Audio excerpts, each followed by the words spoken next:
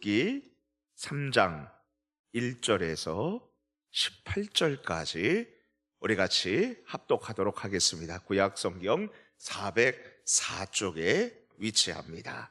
같이 읽습니다. 룻의 시어머니 나오미가 그에게 이르되 내 딸아 너를 위하여 안식할 곳을 구하여 너를 복되게 하여야 하지 않겠느냐? 내가 함께하던 하녀들을 둔 보아스는 우리의 친족이 아니냐? 보라, 그가 오늘 밤에 타작마당에서 보리를 까불리라. 그런즉 너는 목욕하고 기름을 바르고 의복을 입고 타작마당에 내려가서 그 사람이 먹고 마시기를 다 하기까지는 그에게 보이지 말고 그가 누울 때에 너는 그가 눕는 곳을 알았다가 들어가서 그의 발치 이불을 들고 거기 누우라. 그가 내 할 일을 내게 알게 하리라 하니 룻이 시어머니에게 이르되 어머니의 말씀대로 내가 다 행하리이다 하니라. 그가 타작마당으로 내려가서 시어머니의 명령대로 다 하니라. 보아스가 먹고 마시고 마음이 즐거워 가서 곡식단 더미의 끝에 눕는지라. 룻이 가만히 가서 그의 발치 이불을 들고 거기 누웠더라. 밤중에 그가 놀라 몸을 돌이켜 본즉 한 여인이 자기 발치에 누워 있는지라. 이르되 내가 누구냐 하니 대답하되 나는 당신의 여종 룻이오니 당신의 옷자락을 펴 당신의 여종을 덮으소서. 이는 당신이 기업을 물을 자가 됨이니이다 하니 그가 이르되 내 딸아 여호와께서 내게 복 주시기를 원하노라.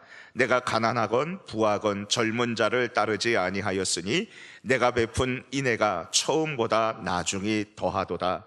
그리고 이제 내 딸아 두려워하지 말라. 내가 내 말대로 내게 다 행하리라. 내가 현숙한 여자인 줄을 나의 성읍 백성이 다 아느니라. 참으로 나는 기업을 물을 자이나 기업 물을 자로서 나보다 더 가까운 사람이 있으니 이 밤에 여기 머무르라. 아침에 그가 기업 물을 자의 책임을 내게 이행하려 하면 좋으니 그가 그 기업 물을 자의 책임을 행할 것이니라. 만일 그가 기업 물을 자의 책임을 내게 이행하기를 기뻐하지 아니하면 여호와께서 살아계심을 두고 맹세하노니 내가 기업 물을 자의 책임을 내게 이행하리라. 아침까지 누워 있을지니라 하는지라. 룻이 새벽까지 그의 발치에 누웠다가 사람이 서로 알아보기 어려울 때에 일어났으니 보아스가 말하기를 여인이 타작마당에 들어온 것을 사람이 알지 못하여야 할 것이라 하였음이라. 보아스가 이르되 내 겉옷을 가져다가 그것을 펴서 잡으라 하매 그것을 펴서 잡으니 보리를 6번 되어 룻에게 지워주고 성읍으로 들어가니라. 룻이 시어머니에게 가니 그가 이르되 내 딸아 어떻게 되었느냐 하니 룻이 그 사람이 자기에게 행한 것을 다 알리고 이르되 그가 내게 이 보리를 6번 되어주며 이르기를 빈손으로 내 시어머니에게 가지 말라 하더이다 하니라. 이에 시어머니가 이르되 내 딸아 이 사건이 어떻게 될지 알기까지 앉아 있으라. 그 사람이 오늘 이 일을 성취하기 전에는 쉬지 아니하리라 하니라. 아멘. 나우루 공화국이라고 있습니다. 이 공화국은 오세아니아, 그러니까 호주와 뉴질랜드 근처에 위치한 세계의 가장 작은 공화국이자 섬나라입니다.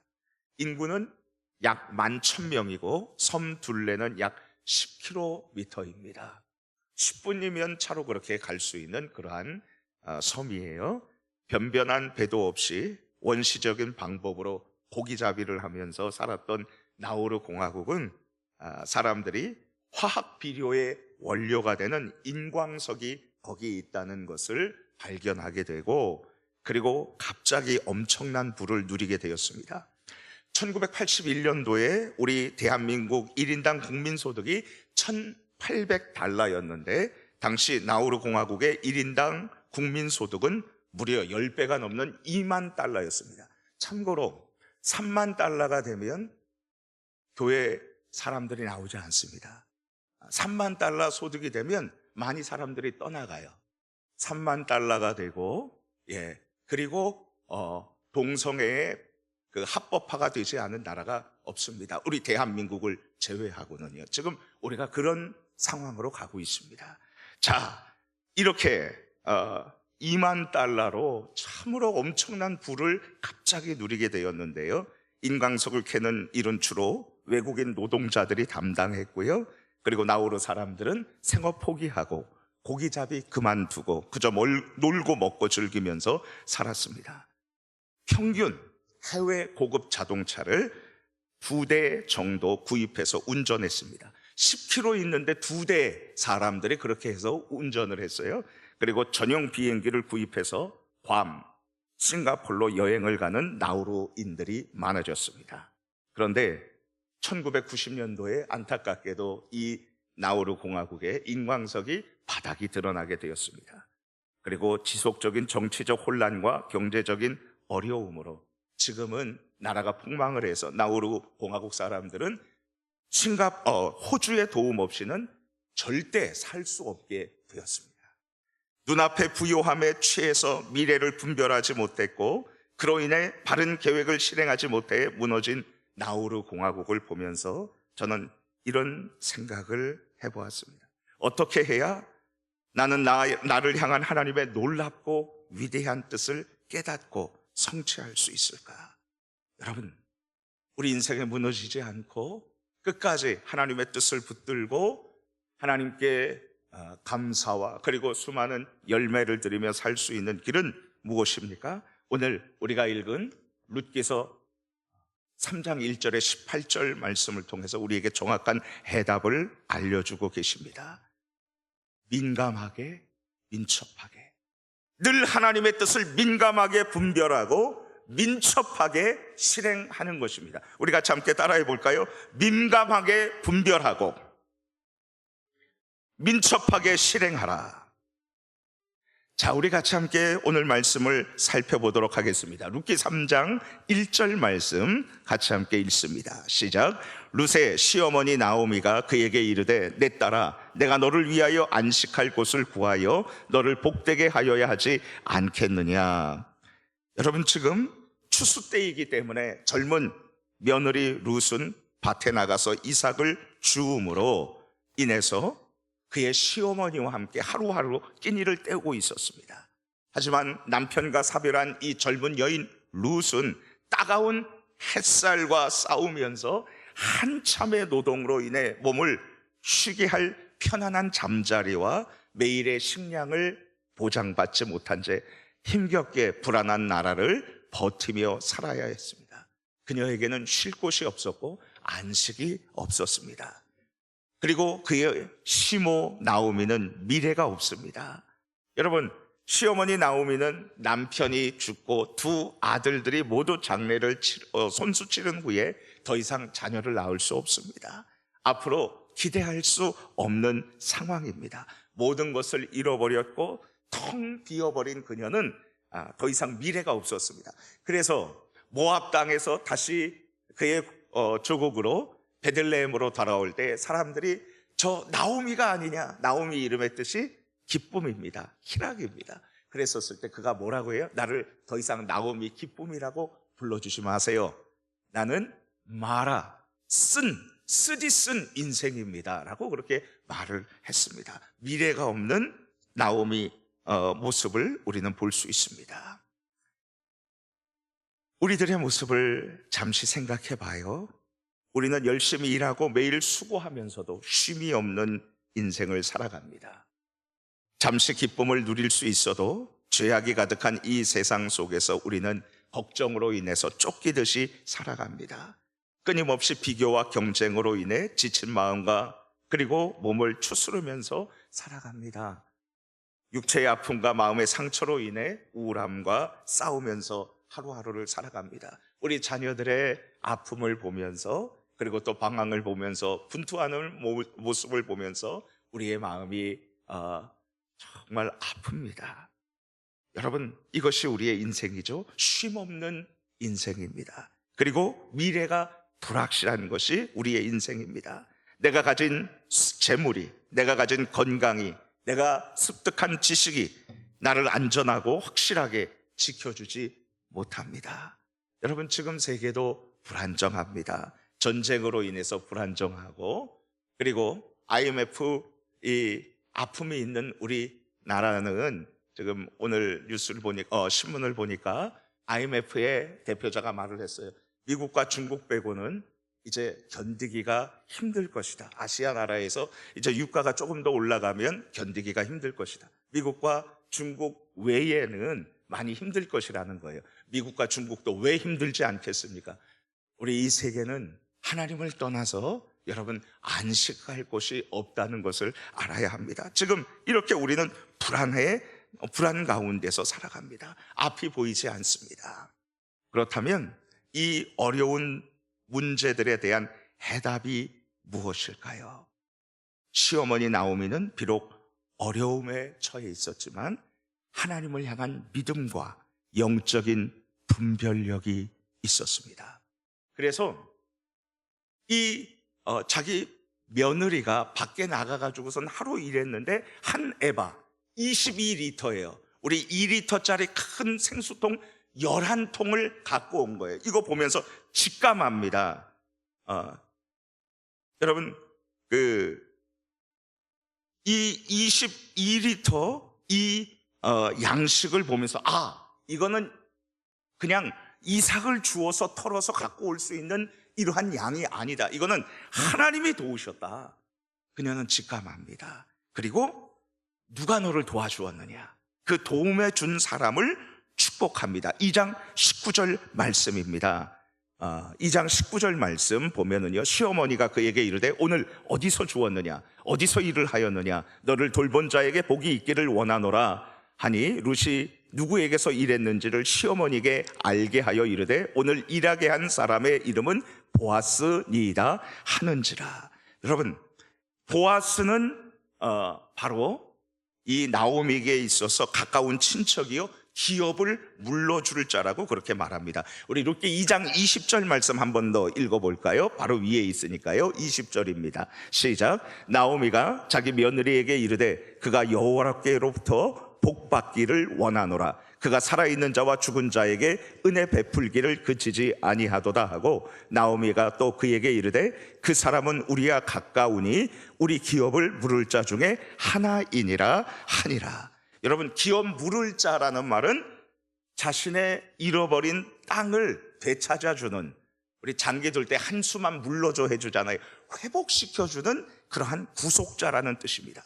이스라엘 백성 중에 가난하여서 자신의 땅을 팔거나 종이 된 사람을 위해서 땅값 또는 몸값을 지불하고 땅을 되찾아주거나 종에서 자유롭게 해방해주는 가까운 친척을 기업 물을 자라고 했습니다. 이 기업 물을 자는 어떤 사람이 결혼했으나 자식이 없이 사망을 했을 경우 그 죽은 남편을 대신해서 그의 아내가 자식을 낳게 함으로써, 그리고 그 낳은 자식을 잘 양육하고 세워줌으로써 그 가문을 이어가게 하는 일을 해주었던 것입니다. 하나님을 믿는 시어머니 나오미는 이 조그만 일이 그냥 우연의 일이 아니라는 것을 직감했어요. 그리고 영적인 분별력을 가지고 이것은 하나님의 뜻이다라는 생각을 갖게 됩니다. 그리고 결정적인 순간에 영적인 결단력을 가지고 민첩하게 행동합니다. 우리 룻기 3장 2절 말씀을 같이 함께 읽어봅시다. 시작. 내가 함께하던 하녀들을 둔 보아스는 우리의 친족이 아니냐. 보라, 그가 오늘 밤에 타작마당에서 보리를 까불리라. 그는 이 보아스를 통해서 하나님이 일할 것을 영적으로 민감하게 그는 깨달았었던 것입니다. 자, 그리고 이렇게 그의 며느리에게 얘기를 합니다. 이제 탈곡이 시작될 때, 밭주인이 가장 기쁨을 만끽할 때에 탈곡 후에 며느리 룻이 이제 더 이상 지주인 보아스를 만날 수 없게 될 것입니다. 그래서 나오미는 오늘 밤 탈곡한 후에 타작마당에서 누워 자게 될 보아스를 예상하면서 영적인 민첩함으로 며느리 룻에게 목욕을 하고 기름을 바르고 고운 의복을 입고 다음과 같이 행동하라고 지침을 줍니다. 우리 룻기 3장 4절 말씀을 같이 함께 읽어봅시다. 시작. 그가 누울 때에 너는 그가 눕는 곳을 알았다가 들어가서 그의 발치 이불을 들고 거기 누우라. 그가 내 할 일을 내게 알게 하리라 하니. 영적인 민감함을 가지고 이 오늘 이후에는 만날 수 없는 이 만남에 있어서 나오미는 시어머니로서 그의 며느리를 위해서 민첩하게 이렇게 하라고 이야기를 해주었던 것입니다. 자, 그러자 룻은 어떻게 반응할까요? 우리 3장 5절 말씀 같이 읽겠습니다. 시작. 룻이 시어머니에게 이르되 어머니의 말씀대로 내가 다 행하리이다.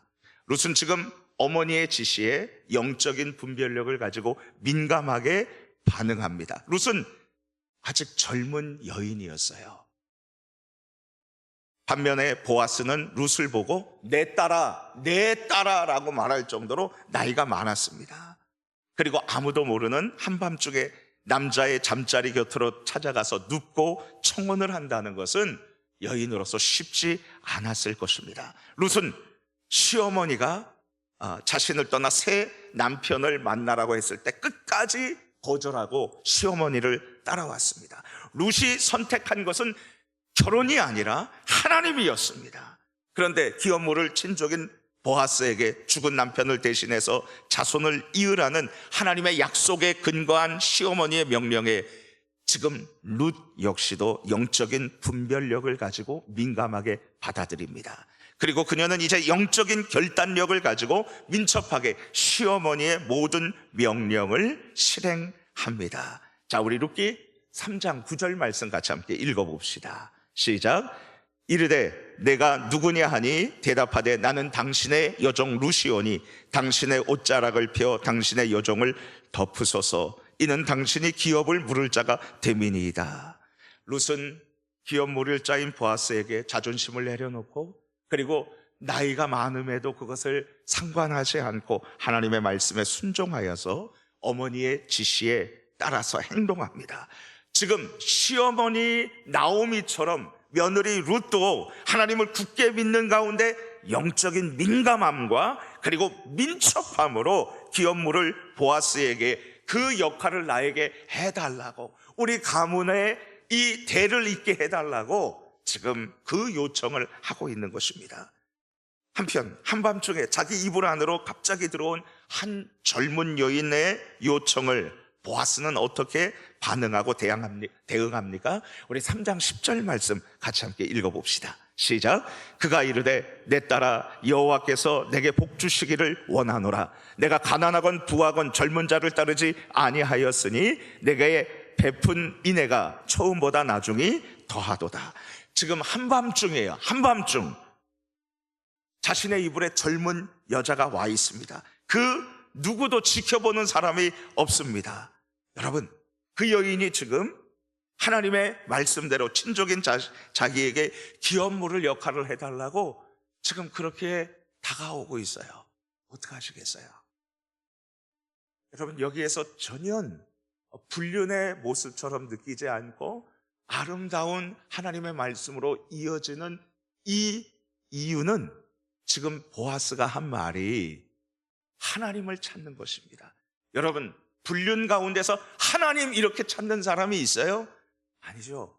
보아스는 지금 이 상황 가운데에서 이렇게 말하는 것입니다. 내 딸아 여호와께서 하나님께서 내게 복 주시기를 원하노라. 하나님을 찾고 그는 이 일이 역시 영적인 분별력을 보아스는 가지고 하나님께로부터 온 것임을 알고 하나님의 이름으로 축복합니다. 여호와께서 내게 복 주시기를 원하노라. 여러분, 그리고 그녀를 칭찬합니다. 우리 11절 말씀 같이 함께 읽어보겠습니다. 시작. 그리고 이제 내 딸아 두려워하지 말라. 내가 내 말대로 내게 다 행하리라. 내가 현숙한 여자인 줄을 나의 성읍 백성이 다 아느니라. 아멘. 여러분, 그러면서 12절 말씀 한 번 더 읽어볼게요. 시작. 참으로 나는 기업을 물을 자이나 기업 물을 자로서 나보다 더 가까운 사람이 있으니. 여러분, 보아스는 지금 자신의 위치를 생각했어요. 자기가 기업 물을 자임을 분명히 알았지만 더 가까운 친척이 있다는 것을 알았습니다. 그래가지고 신중함을 잃지 않고 내가 너의 말대로 행하마. 그러나 나보다 더 가까운 친척이 있으니 그 친족에게 말하고 그가 거절하면 내가 반드시 이 일을, 이 역할을 너에게 하겠다라고 그렇게 얘기해 줍니다. 그리고 누구도 이 어두움에서 너를 보지 못하도록 새벽녘에 여기 누웠다가 갈 것을 얘기하면서 뭐라고 그래요? 너의 시어머니에게 빈손으로 가지 말아라 하면서 여러분 빈손으로 가지 않도록 그에게 곡식을 다시 줍니다. 보아스 이 모습을 보면서 저는 과자가 생각이 났어요. 오아스 과자 얼마나 그 부드러운가. 야, 이 보아스처럼 이런 남자가 되면 얼마나 좋을까. 예, 이런 생각을 해보았습니다. 부드러움과 배려가 있는 남자, 영적인 분별력과 그리고 영적인 결단력이 있는 믿음의 사람이었습니다. 자, 여러분 이제 말씀을 정리합니다. 나오미 시어머니는 이 룻이 지금 이 곡식을 가져온 모습을 보면서 영적인 분별력과 그리고 영적인 민감함으로, 민첩함으로 이 룻을 위해서, 자기 며느리를 위해서 남편을 세울 것을 결단하고 이 일을 하나님의 은혜 가운데에서, 하나님의 약속 가운데서 행합니다. 룻 역시도 나이가 많은 것, 그리고 자신의 자존심을 내려놓고 영적인 민감함으로 그리고 영적인 민첩함으로 이 일을 감당해냅니다. 보아스 역시도 하나님의 이 영적인 분별력을 가지고 그리고 민첩함으로 이 일을 행했었던 것입니다. 주 안에서 사랑하는 성도님 여러분, 우리는 하나님께 민감해야 합니다. 영적으로 민감해야 합니다. 영적인 분별력을 가지고 지금 나와 나의 가정을 향한 하나님의 뜻이 무엇인지, 하나님의 계획이 무엇인지, 내 자녀를 향한 하나님의 계획이 무엇인지, 우리 교회를 향한 하나님의 계획이 무엇인지 우리가 기도하고 깨달아 알 수 있어야 합니다. 여러분, 영적으로 민감하게 알았다면 어떻게 해야 될까요? 영적으로 민첩하게 행동해야 합니다. 하나님의 뜻이 무엇인지 깨달았다면 영적인 결단력을 가지고 나아가야 하는 것이죠. 하나님께서 내게 주신 사명이 무엇입니까? 하나님께서 내게 주신 비전이 무엇입니까? 여러분, 하나님께서 내게 비전과 목표를 주셨는데 왜 방황합니까? 왜 방황합니까? 하나님이 주신 것이다라고 영적으로 내가 분별하면 더 이상 흔들림 없이, 주저함 없이, 망설임 없이 민첩하게 나아가 순종하고 하나님의 일을 행하는 자가 되어야 될 줄로 믿습니다. 주 안에서 사랑하는 성도님 여러분, 보아스와 룻과 나오미에게 여러분 하나님께서 풍성한 은혜와 무엇보다도 이 귀한 이 세 사람, 결핍이 있었던 그러나 하나님을 경외했던 이 사람 세 사람을 통해서 우리 구주 예수 그리스도의 계보가 되도록, 그 가문이 되도록 이끌어 주시고 풍성한 은혜를 주신 하나님의 그 은혜가 이 가정에게 임한 이유가 무엇이었어요? 세 명 다 영적인 분별함과 영적인 민첩함으로 살아갔었던 이유 때문입니다. 주 안에서 사랑하는 성도님 여러분, 우리가 하나님의 뜻을 이루고 하나님의 놀라운 풍족함을 누리는 길은 영적인 민감함 그리고 영적인 민첩함입니다. 우리 함께 하나님 앞에 힘차게 한번 오른손을 들고 외쳐보겠습니다. 늘 하나님의 뜻을 민감하게 분별하고 민첩하게 실행하라. 하나님의 뜻을 깨닫게 해주시고 민첩하게 오늘 하루도 행하며 나아갈 수 있도록, 주저하지 않도록 하나님 도와주옵소서. 기도하는 저와 여러분들 되기를 축복합니다. 우리 같이 함께 주신 말씀 붙잡고 기도하겠습니다.